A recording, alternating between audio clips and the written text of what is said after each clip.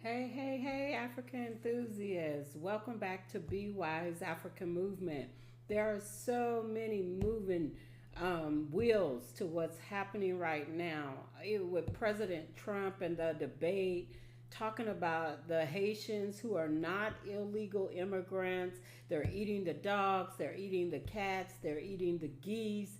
And now those um, people who are part of the American system is now facing racist attacks, threats, discrimination. They are the fabric of Ohio. And if it had not been for them, that would have been Springfield a dead city in Ohio. So I just want us to give a shout out to the Haitians and all people in these United States of America who is building this country brick by brick, stone by stone.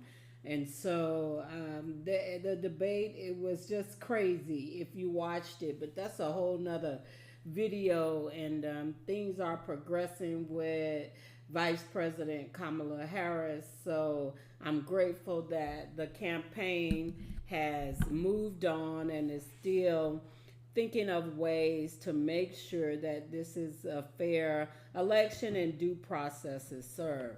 But for the purpose of this video, as promised, I want to talk today about President Ibrahim Traoré. So today we're going to just be discussing his leadership and vision of Burkina Faso. Since President Traoré has taken office, he's faced numerous challenges as well as economic instability in Burkina Faso. So, the growing insecurity and the rate of youth unemployment is a major concern. So, in this video, we'll explore whether his bold plans can deliver the stability and growth Burkina Faso desperately needs. Before we begin, don't forget to like, comment, and subscribe for more insights on Africa's political and economic landscape. We're going to look at this in the area of challenges. So, challenge one is the economic challenge Burkina Faso is currently facing. Burkina Faso is a landlocked nation, and its economy has struggled due to numerous factors, chief among them being the widespread insecurity from insurgent attacks. Agriculture, which employs about 80% of the population, has been severely affected by ongoing conflicts and environmental challenges like droughts in Burkina Faso. Additionally, there's international sanction have limited trade and foreign investment. You know, Burkina Faso is a strong, solid, pro-black country, and so these different types of limiting the amount of investment solely comes about because Burkina Faso has never really played that game and given up their full independence to France. So it's making it even harder to rebuild the country. Under Traoré's leadership, Burkina Faso is facing some tough realities. Inflation is at an all time high. They're dealing with food insecurities. It's really a growing problem. And the country's youth are facing unprecedented levels of unemployment. And that's just the whole of Africa. There's really not a lot of opportunities in Africa as a whole. If you're looking at government opportunities as well as working for like UNICEF, United UNICEF or USAID or one of these government contracts, then the employment rates are traditionally very low. So the question remains, can President Traoré provide solutions that will bring both stability and prosperity? That's the big question. And so, challenge two is Traore's vision for economic growth. President Traoré has laid out an ambitious plan to turn the economy around. His strategy involves several key pillars, including boosting agricultural productivity, revitalizing industries, and creating new jobs, especially for the youth. First, let's talk about agriculture. President Traoré aims to modernize farming practices and invest in technology to increase the food production. This is critical not only to feed their growing population, but also to ensure that Burkina Faso becomes more self-sufficient.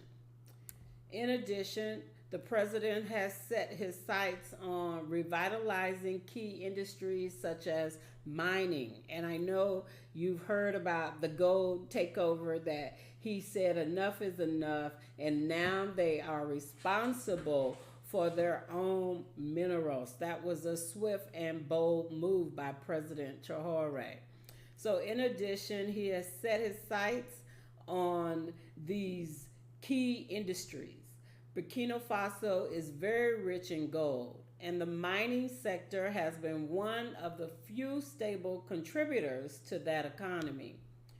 President Traoré plans to increase government oversight in this sector to ensure that wealth is generated from these resources and it's benefiting the people of Burkina Faso and not just foreign companies. And so challenge three is youth employment and job creation. And it's crazy. When you're in Africa and talking about the youth, you're not talking about those who are 13 to 25 or 27. When Africa say youth, they're talking about grown folks, sometimes it could be 30 and 40 years old, who are not wedded with families. They're considered youths at 30 and 40 years of age. So we need to understand the context when he's saying youth. So the youth unemployment is a ticking time bomb in Burkina Faso, with over 60% of the population under the age of 25. The future of the country depends on providing young people with meaningful employment. So Traoré recognizes this and has committed to creating thousands of new jobs in various sectors. Now, creating these opportunities really is contingent upon making sure he has those critical needs that they are addressing within Burkina Faso, and that he's aligning himself with agencies and companies and countries that can provide this opportunity for Burkina. Africa enthusiast. One of his key initiatives is vocational training. Now, for those of us who are in the U.S. and in more developed situations, understand what vocational training means and what vocational training can do in the right environment. But if you don't have the industries, what good is vocational training? You know, because we're walking around degreed up and heavy laden, and many of us are not working in those fields. We have degrees. I've met lawyers, I've met doctors who are not practicing medicine but are doing other things, opening businesses, working in organizations that are outside of their education. So we want to make sure that we are always in alignment. So, and I think that's the greatest thing President Traoré is looking at, is those key initiatives that will set them apart. So instead of focusing on an academic education, Traoré is pushing for more hands-on training in fields like construction, technology, and agriculture. I just really think that's amazing. With AI and the way technology is going, he's ahead of the game. So a lot of times, like myself, 4 degrees, and I have to do multiple things to make sure that I'm able to maintain. So those degrees mean different things, but headed in the right direction with vocational training that is specific, that is targeted, that can help the country to meet its needs and also bring development for its citizens. He's headed in the right direction. So, by equipping the youth with the skills they need to enter into the workforce, he hopes to drastically reduce the unemployment rate. But it's not just about jobs. Traoré also wants to improve the quality of life for young people by investing in infrastructure and health. Now, all across the board, infrastructure and health are major issues in Africa. So there's barriers to development, and a lot of it stems from a lack of money. And if you have the money, it's going to be corruption. So with Traoré, he's looking to build infrastructure and solid healthcare systems. He's well aware that a thriving economy needs a healthy and educated workforce. You know, if you're not healthy and you're not well, you can't do the work that you're supposed to do. So staying healthy is going to be key. Challenge 4 is going to be addressing those security concerns and looking at those international relationships. Are they productive? Are they effective? What can they change? What can they get from these relationships, and what can they relinquish? So while economic reforms are crucial, no progress can be made without addressing their security situation. Burkina Faso has been battling insurgencies for years with extremist groups like Al Qaeda, ISIS, affiliated factions destabilizing entire regions of that country. So President Traoré has taken a stance on security, increasing military spending and pushing for regional cooperation with neighboring countries to combat terrorism. But the security concerns also affect their international relationships. So, you know, they have these sanctions and they have these relationships that have been predominantly ran by outsiders or influencers, just, you know, based on the fact that there was extortion taking place in what Burkina had to offer. So severing those ties is going to be the challenge when when he's dealing with the international relationships. So Burkina Faso has faced sanctions and pressure from these international bodies due to political instability. Traoré's challenge is to balance the national security needs while navigating complex diplomatic relationships. That the hope is that by stabilizing the country and improving the governance, he can attract international investment and rebuild trust with global organizations like the IMF, that's the International Monetary Fund, as well as the World Bank. So Traoré's approach has been to emphasize Burkina Faso's sovereignty, asserting that the country's resources and decisions should benefit its people first. Challenge number 5 is, can Traoré actually deliver? Now that we examine Traoré's plans, the big question is, can he deliver? Traoré faces enormous obstacles: security threats, international scrutiny, economic hardships. They're not easy to overcome for a country like Burkina Faso.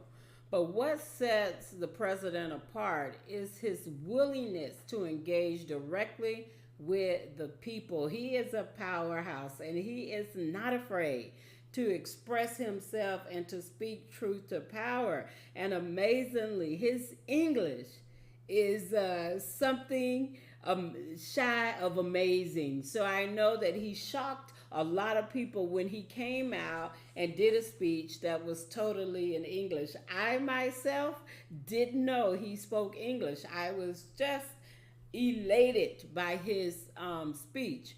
So Traoré is known for his populist approach, often visiting rural areas and listening to citizens' concerns firsthand. However, his success will depend on more than just good intentions.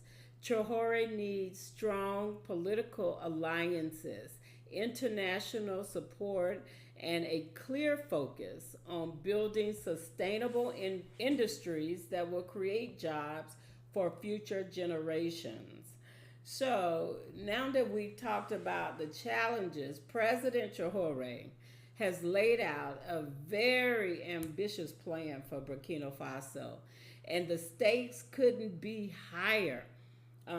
If he can stabilize the security situation, revitalize key industries, and create jobs for the youth, he has a real chance of bringing lasting change to Burkina Faso. So the road ahead is uncertain for President Traoré. But one thing is clear: Traoré's leadership is critical to Burkina Faso's future. We're going to continue to monitor his progress and keep you up to date on the latest developments in Burkina Faso. Africa enthusiasts, what do you think? Can Ibrahim Traoré bring the stability and growth Burkina Faso needs to the country? Let us know in the comments below. And don't forget to like, share, give us a thumbs up, and subscribe for more insightful content on Africa's rising leaders. And so when we're looking at what's going on around the world, we also need to look at the politics in America now. It's a serious fight time, Africa enthusiasts, and we are in it for the long haul. And I do like what Kamala Harris is running on. She's running on freedom, justice, and opportunity, saying we are not going back. And when we fight, we win. So the goal is to fight. And President Traoré, oh my goodness, he is fighting for Burkina Faso. So I cannot help but to support him and his efforts. So Africa enthusiasts, let's stay engaged, let's get involved, and if it's affecting us in America, it is affecting Africans all over the world. Whether you're African or you call yourself black, if you black, brown, and live in the skin, this current political climate has a lot to do with you. All right, Africa enthusiasts, thank you. Have a great day.